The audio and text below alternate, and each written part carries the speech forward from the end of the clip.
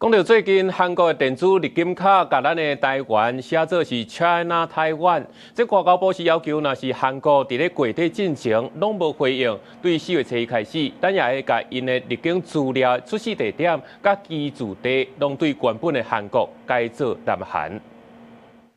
韓國電子入境卡系統錯列咱做 China Taiwan 外交部反制，閣請韓方31進前回復。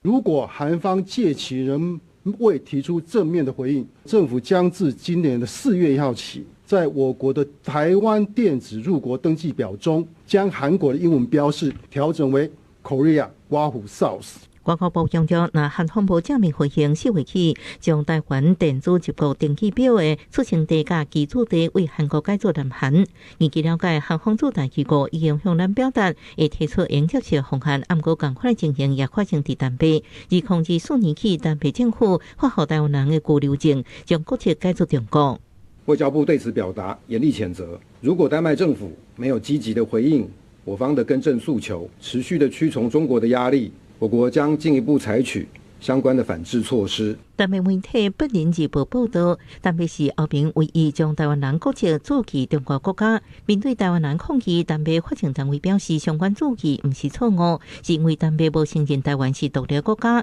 是屬於中國。這互咱駐台北代表處指出，相關做法明顯違反後面政策，繼續要求更正以外，也警告台北政府若無解決這個問題，一定影響台北雙邊關係。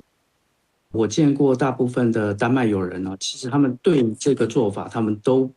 第一不理解，也不同意。我們感受很差，比如說我們去別的國家，申根的居留證的國籍標示是跟我們護照不一樣，他們就會覺得很奇怪啊。目前佇台北台灣人差不多500人組成台北台灣協會提款台灣連建度，會長黃宜敏講，台灣甲台北共享民主人權頂價值，不較應該徛佇港鐵電線，希望台北政府應尊重台灣。記者綜合報道。